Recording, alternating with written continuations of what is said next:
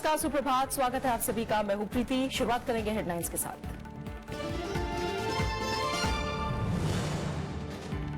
मनमोहन सिंह पर प्रधानमंत्री के बयान पर विपक्ष हुआ हमलावर। राहुल गांधी ने कहा, संसद और राष्ट्र की गरिमा को पहुंची चोट, कांग्रेस करेगी बजट सत्र का बहिष्कार।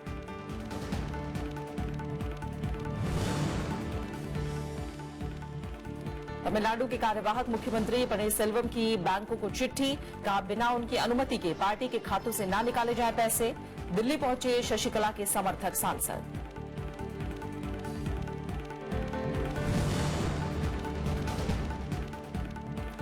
उत्तर प्रदेश में पहले दौर के चुनाव प्रचार का आज आखिरी दिन। बीजेपी, कांग्रेस, एसपी समेत सभी दलों ने झोंकी पूरी ताकत। आखिरी दौर के लिए अधिसूचना होगी जारी।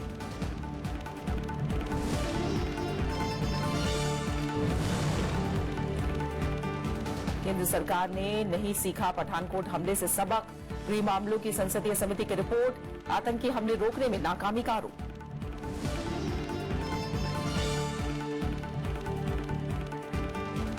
भारत में पहली बार बांग्लादेश के साथ टेस्ट आज हैदराबाद में 9:30 बजे से शुरू होगा मैच। करुण नायर की जगह टीम में शामिल हो सकते हैं अंजिन के रहाणे।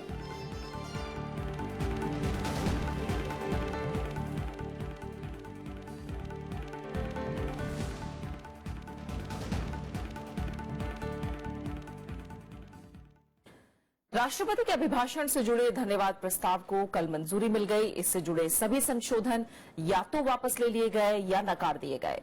इससे पहले प्रधानमंत्री नरेंद्र मोदी ने चर्चा का जवाब देते हुए नोटबंदी के फैसले को देश हित में लिया गया फैसला करार दिया। मनमोहन सिंह पर दिए गए बयान के बाद कांग्रेस ने वॉकआउट किया। वहीं संशोधन के दौरान सरकार के रवैये से नाराज होकर टीएमसी, जेडीयू और वाम दलों ने भी वॉकआउट किया।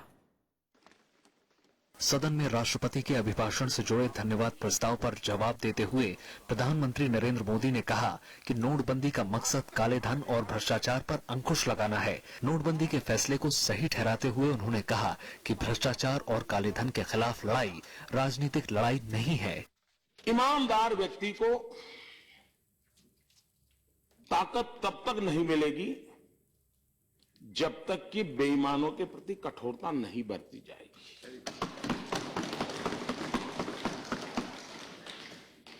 और इसलिए इन कदमों का अल्टीमेट लाभ ईमानदार शक्तियों को बल मिलने वाला है, ऐसा हमारा स्पष्ट मत है। प्रधानमंत्री ने कहा कि दुनिया में कहीं इतना बड़ा फैसला नहीं हुआ। उन्होंने कहा कि नोटबंदी का फैसला विश्वविद्यालयों के लिए अध्ययन का विषय हो सकता है। आरबीआई की ताकत बढ़े, उसके निर्णय सरकार ने आकर के किए हैं। हमने आरबीआई एक्ट संशोधन करके मॉनेटरी पॉलिसी कमेटी की स्थापना की। ये कई वर्षों से उसकी चर्चा चल रही थी, कोई नहीं कर रहा था, हमने की। इस समिति को मॉनेटरी पॉलिसी संचालन की पूरी स्वायत्ता दी गई। इस समिति के प्रमुख आरबीआई के गवर्नर हैं। आरबीआई के 2 अधिकारी के अलावा 3 विशेषज्ञ इसके सदस्य हैं। इस समिति में केंद्र सरकार का एक भी सदस्य नहीं रखा गया। हालांकि प्रधानमंत्री के जवाब के बीच अवरोध भी पैदा हुआ। पूर्व प्रधानमंत्री मनमोहन सिंह के ऊपर टिप्पणी का कांग्रेस ने विरोध किया। बाद में कांग्रेस के सभी सांसद सदन से वॉकआउट कर गए। इससे पहले कांग्रेस ने आरोप लगाया कि नोटबंदी के फैसले की वजह से लाखों मजदूर बेरोजगार हुए हैं। ठीक है, जरूर पता नहीं कब होगा। अभी जीडीपी टूटी है, वित्त मंत्री कहते नहीं, दुनिया कहती है टूट रही है। रोजगार टूट गया। प्रधानमंत्री का वो गुजरात में मोरबी शहर है जो सिरेमिक कैपिटल माना जाता है, वहां से 4 लाख वर्कर वापस चला गया। खेत मजदूर वापस चला गया खेत मजदूर। तभी तो मनरेगा की मांग बढ़ी है, क्योंकि खेत मजदूर लौट गया। वित्त मंत्री अरुण जेटली ने भी विपक्ष के सारे आरोपों को खारिज किया। उन्होंने कहा कि नोटबंदी से भारतीय अर्थव्यवस्था को भविष्य में फायदा मिलेगा। विशाल दहिया, राज्यसभा टीवी। और जहां कांग्रेस समेत विपक्षी दलों ने प्रधानमंत्री के मनमोहन सिंह पर बयान की कड़ी आलोचना की। कांग्रेस उपाध्यक्ष राहुल गांधी ने टिप्पणी को दुखद बताते हुए कहा कि प्रधानमंत्री ने संसद और देश की गरिमा को चोट पहुंचाई है। वहीं कांग्रेस के वरिष्ठ नेता कपिल सिब्बल और सीपीएम नेता सीताराम येचुरी ने भी मनमोहन सिंह पर लगाए आरोपों को गलत बताया। कपिल सिब्बल ने कहा कि प्रधानमंत्री जिस भाषा में बात कर रहे हैं वो निंदनीय है। उनको ये नहीं मालूम कि क्या वाक्य इस्तेमाल करना चाहिए, किस सोच के साथ बात कहनी चाहिए, क्या कहना चाहिए, वो क्या नहीं कहना चाहिए। ये समझते हैं कि वो पाक हैं और हम सब ब्लैक मार्केटियर हैं। मैं समझता हूं कि हम ये सहन नहीं कर सकते और जब तक प्रधानमंत्री जी माफी नहीं मांगेंगे हम उनको इस सदन में बोलने नहीं देंगे। Very, very demeaning, and it is something which is not expected of a sitting Prime Minister to speak about in such disparaging language about a former Prime Minister when he is sitting himself in the House. This is not parliamentary democracy, but they are taking it towards a level of their own, a dictatorship. मजदूरी भुगतान संशोधन विधेयक 2017 कल राज्यसभा से पारित हो गया। Bill में मजदूरों को चेक के अलावा डिजिटल भुगतान के जरिए सीधे खाते में मजदूरी देने का प्रावधान है। केंद्रीय श्रम मंत्री बंडारू दत्तात्रेय ने कहा कि इससे श्रमिकों को वेतन भुगतान में पारदर्शिता आएगी। मजदूरी भुगतान संशोधन विधेयक 2017 पर राज्यसभा में चर्चा का जवाब देते हुए श्रम मंत्री बंडारू दत्तात्रेय ने कहा कि इस विधेयक से मजदूरों का शोषण रुकेगा और उनके श्रम का सम्मान होगा।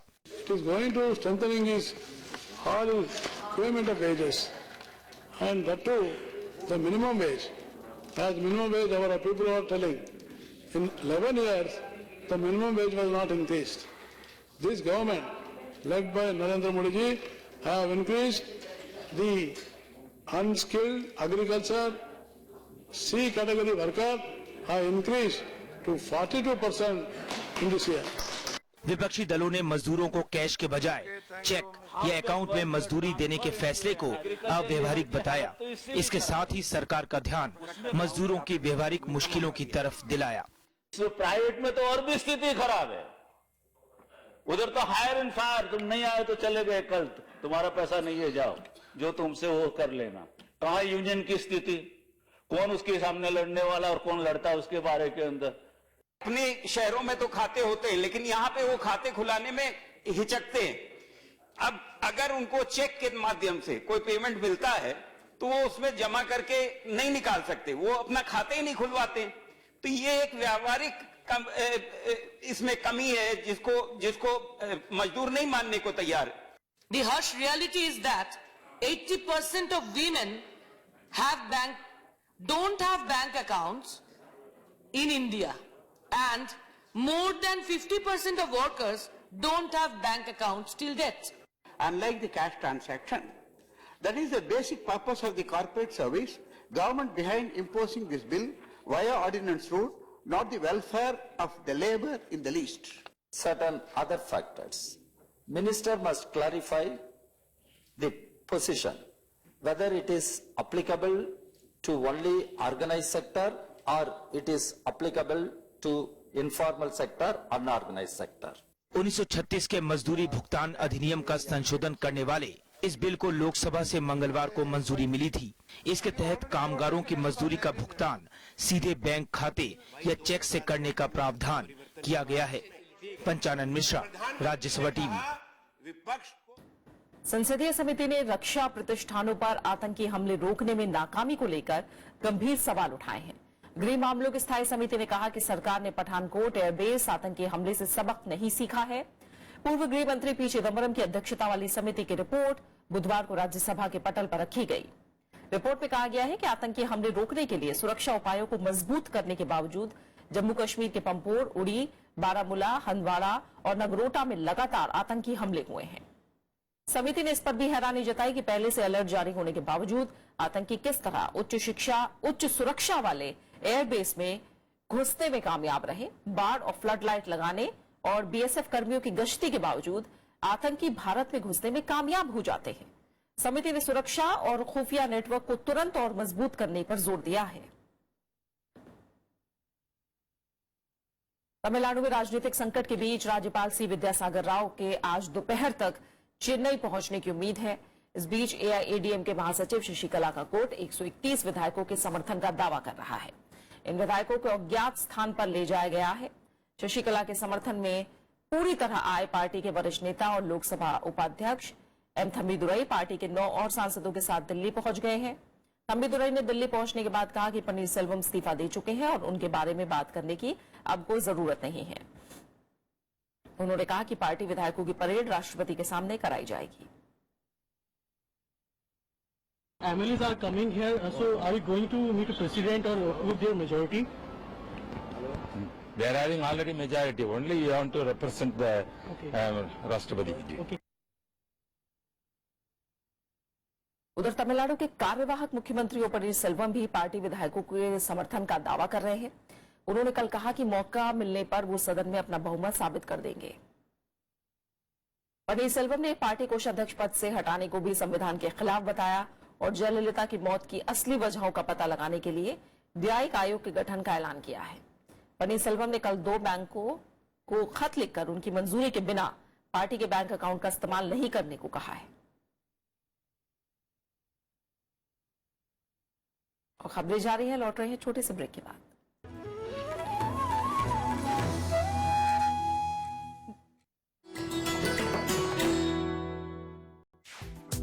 विजय लक्ष्मी पंडित, संयुक्त राष्ट्र महासभा की पहली महिला अध्यक्ष, देश की पहली महिला कैबिनेट मंत्री, भारतीय संविधान सभा की सदस्य, लोकसभा में फूलपुर सीट की नुमाइंदगी, संयुक्त राष्ट्र मानवाधिकार परिषद में देश का प्रतिनिधित्व।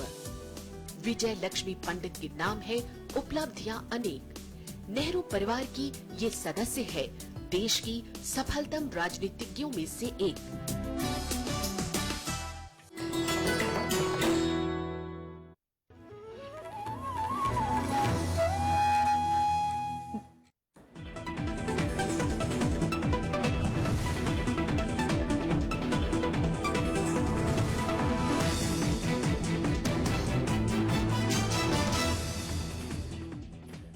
और चुनाव से जुड़ी खबरों की बात करते हैं। उत्तर प्रदेश में शनिवार को होने वाले पहले चरण के मतदान के लिए आज प्रचार का आखिरी दिन है। इस चरण में 15 जिलों की 73 सीटों पर मतदान होगा। इनमें मुजफ्फरनगर और शामली जिले शामिल हैं। प्रचार थमने के बाद मतदान के दिन तक इन इलाकों में शराब की दुकानें बंद रहेंगी। इसके अलावा चुनाव आयोग किसी भी संदिग्ध गतिविधि पर पैनी नजर रखे हुए है। 2012 के चुनाव में 73 सीटों में से समाजवादी पार्टी और बीएसपी को 24-24 जबकि बीजेपी को 11 सीटें मिली थी।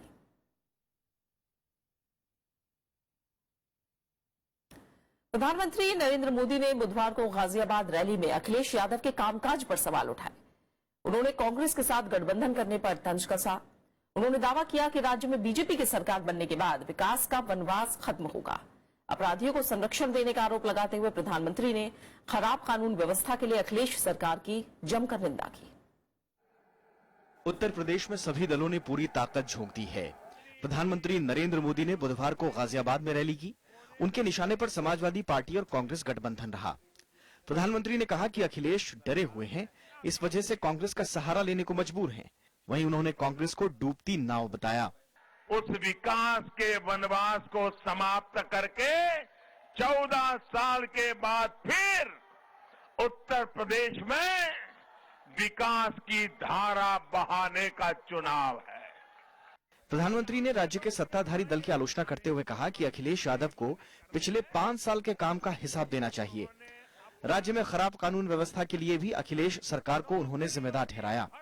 जब 2019 का चुनाव आएगा, ये मोदी सामने से आकर के हिसाब देगा, सामने से आकर।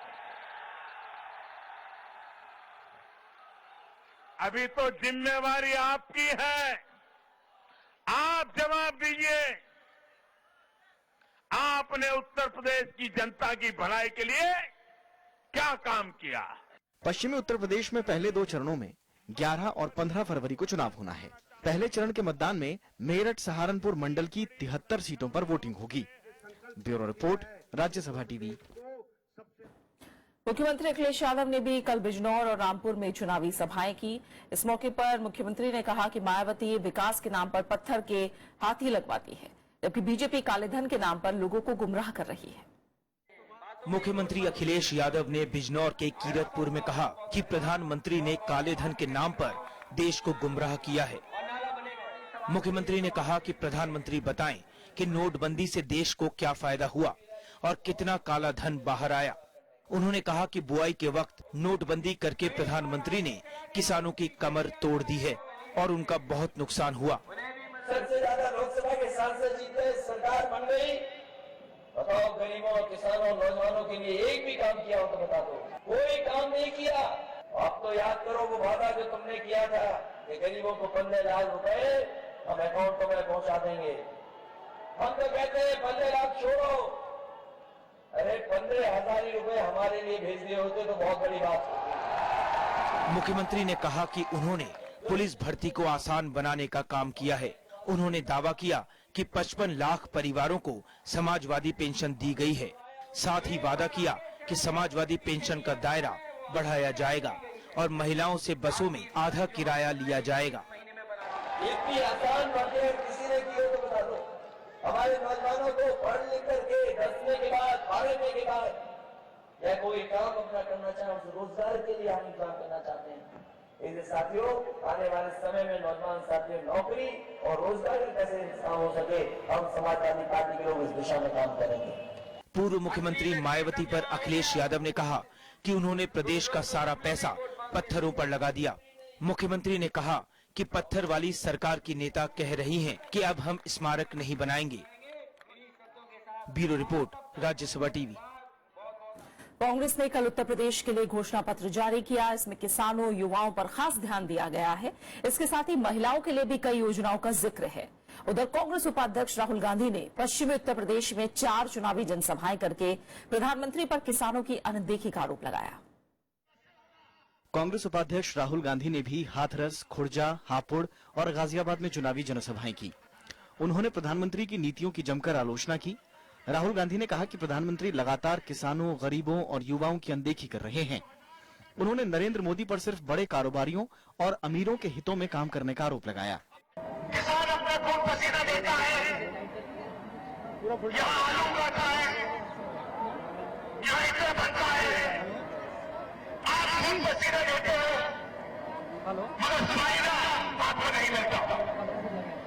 फायदा किसी और को मिलता है, चुने हुए लोगों को मिलता है। उधर पार्टी ने उत्तर प्रदेश चुनाव के लिए बुधवार को घोषणा पत्र जारी कर दिया। इसमें पारदर्शी, ईमानदार और जवाबदेह सरकार देने का वादा किया गया है। घोषणा पत्र में उत्तर प्रदेश कौशल और रोजगार मिशन शुरू करने और अगले 5 साल में 50 लाख युवाओं को रोजगार देने का जिक्र है। समाज के हर एक वर्ग को बराबर के अवसर प्राप्त किए जाएंगे। विशेष रूप से किसानों, मजदूरों, वर्कर और जो गैर संगठित संस्थाएं हैं, उनके लिए अलग अलग कार्यक्रम बने हैं।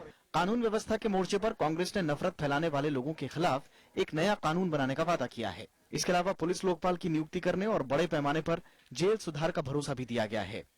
इसके साथ ही कमजोर तबकों को आर्थिक सहायता, बैंक लोन, किसान कर्ज माफी और किसानों को सस्ती बिजली, पंचायतों में महिलाओं को 50% आरक्षण का भी वादा किया गया है। सामाजिक व्यवस्था के अंदर किस तरह से समाज के हर व्यक्ति को सरकार के साथ में सीधा जोड़ा जाए, उस तरह के प्रावधानों को ज्यादा छूट दी जाएगी। कांग्रेस ने छात्र छात्राओं को स्मार्टफोन, मुफ्त लैपटॉप और साइकिल वितरण के समाजवादी सरकार के कार्यक्रमों को विस्तार देने का भी वादा किया। कन्या सशक्तिकरण योजना शुरू करने का वादा भी इसमें शामिल है, जिसके तहत हर लड़की को 18 साल की होने पर 50,000 रुपए से 1 लाख रुपए तक दिए जाएंगे। Bureau report, Rajya Sabha TV.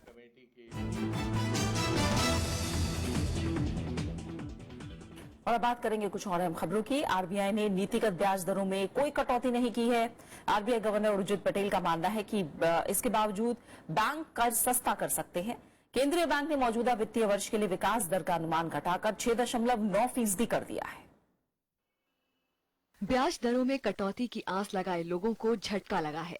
मौद्रिक नीति की समीक्षा करते हुए आरबीआई ने नीतिगत ब्याज दरों में कोई बदलाव नहीं किया है। रेपो रेट 6.25 और रिवर्स रेपो रेट 5.75% पर बरकरार रखा गया है।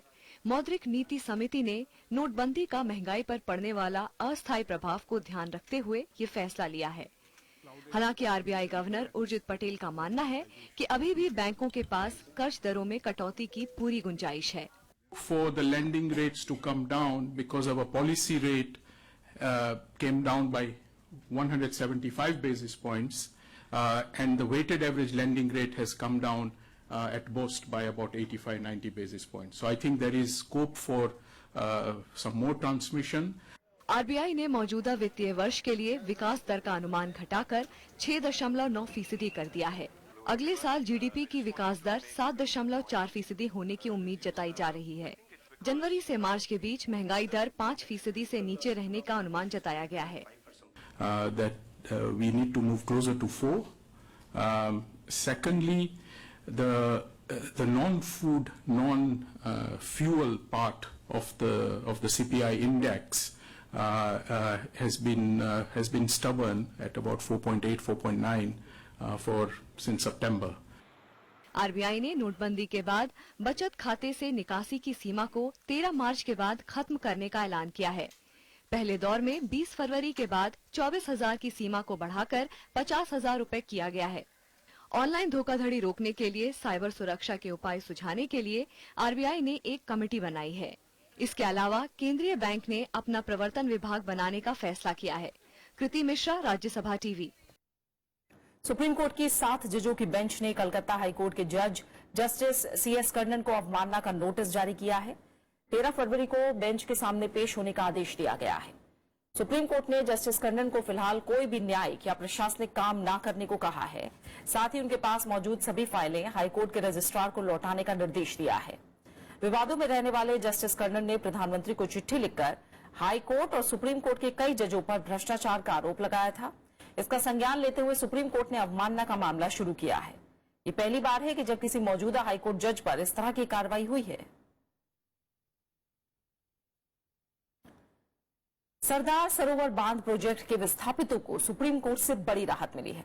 कोर्ट ने 681 विस्थापित परिवारों को 60 लाख प्रति 2 हेक्टेयर के हिसाब से मुआवजा देने के आदेश दिए हैं। विस्थापित परिवारों को मुआवजा राशि रिवांस रिड्रेसल अथॉरिटी के जरिए दी जाएगी। विस्थापितों की ओर से 1 महीने में जमीन छोड़ने के हलफनामे के बाद ही ये मुआवजा उन्हें मिलेगा। इसके अलावा कोर्ट ने करीब 1300 विस्थापित परिवारों को 15 लाख रुपए के हिसाब से मुआवजा देने को कहा है।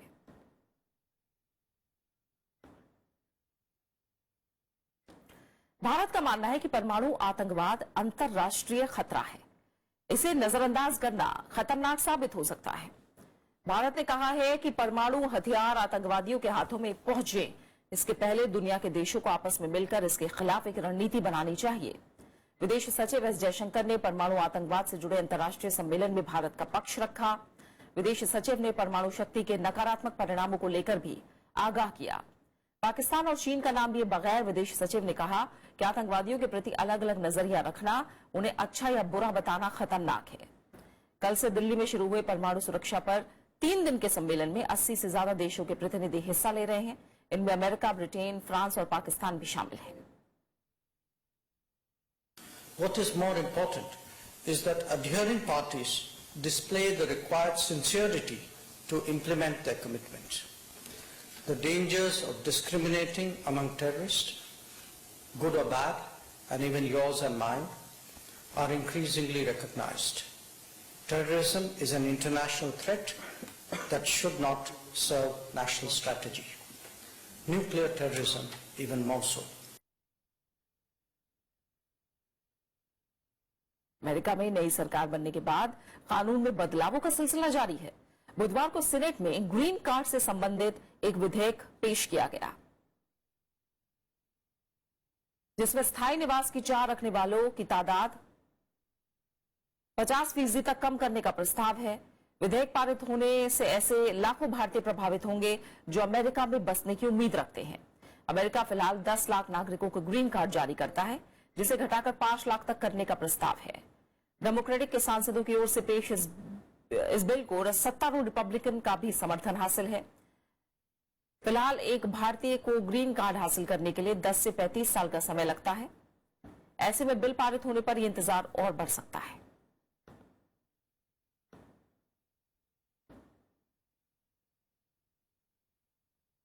अमेरिकी राष्ट्रपति डोनाल्ड ट्रंप ने न्याय व्यवस्था की तीखी आलोचना की है। उन्होंने कहा कि अदालतें सियासी हो गई हैं। ट्रंप ने कहा कि अदालतें यात्रा प्रतिबंध पर सोचे समझे फैसले दे रही हैं। ट्रंप का यह बयान एक अपीलीय अदालत के उस निर्देश पर आया है जिसमें अदालत ने यात्रा प्रतिबंध के उनके फैसले पर सवाल उठाए थे। कोर्ट ने पूछा था कि क्या राष्ट्रपति के फैसले का मकसद मुस्लिम देशों के नागरिकों को निशाना बनाना था। कोर्ट ने अमेरिकी न्याय विभाग से राष्ट्रपति की शक्तियों की सीमा बताने के लिए भी कहा था। ब्रिटेन के यूरोपीय संघ से बाहर निकलने से जुड़े विधेयक को संसद से मंजूरी मिल गई है। प्रधानमंत्री थेरेसा मे को ब्रेक्जिट प्रक्रिया शुरू करने की शक्ति देने वाले विधेयक के पक्ष में 494 सांसदों ने मतदान किया। इसके साथ ही ब्रिटेन के यूरोपीय संघ से अलग होने की राह आसान हो गई। हालांकि अभी ब्रेक्जिट की प्रक्रिया जारी रहेगी। सरकार ने इसके लिए 31 मार्च तक का समय तय किया है। सुप्रीम कोर्ट के आदेश के बाद ब्रिटेन की संसद में European union notification of withdrawal विधेयक पेश किया गया था, जिसे मंजूरी मिलने के बाद ही ब्रेक्जिट प्रक्रिया शुरू की जा सकती थी। और बात क्रिकेट की। भारत और बांग्लादेश के बीच करीब 9:30 बजे हैदराबाद में एकमात्र टेस्ट मैच खेला जाएगा। बांग्लादेश का ये भारत में पहला टेस्ट मैच होगा। भारतीय टीम न्यूजीलैंड और फिर इंग्लैंड को सीरीज हराकर इस मैच में उतरेगी। वहीं बांग्लादेश ने हालिया टेस्ट मैचों में अच्छा प्रदर्शन किया है। कप्तान विराट कोहली की टीम में केएल राहुल, मुरली विजय, चेतेश्वर पुजारा को जगह दी गई है। हालांकि अजिंक्य रहाणे और करुण नायर में से किसी एक को जगह दी जा सकती है, जबकि बांग्लादेश की टीम तेज गेंदबाज मुस्तफिर रहमान के बिना उतरेगी। और अब आखिर में हेडलाइंस।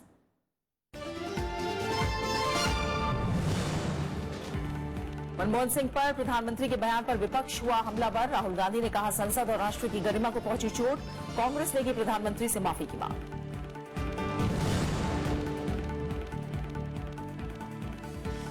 तमिलनाडु के कार्यवाहक मुख्यमंत्री पनीरसेल्वम की बैंकों को चिट्ठी। कहा बिना उनकी अनुमति के पार्टी के खातों से न निकाले जाएं पैसे। दिल्ली पहुंचे शशिकला के समर्थक सांसद।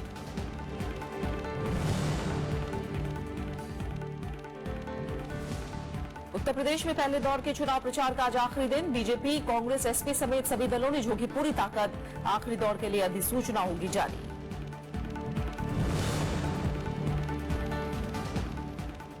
केंद्र सरकार ने नहीं सीखा पठानकोट हमले से सबक। गृह मामलों की संसदीय समिति की रिपोर्ट। आतंकी हमले रोकने में नाकामी का आरोप।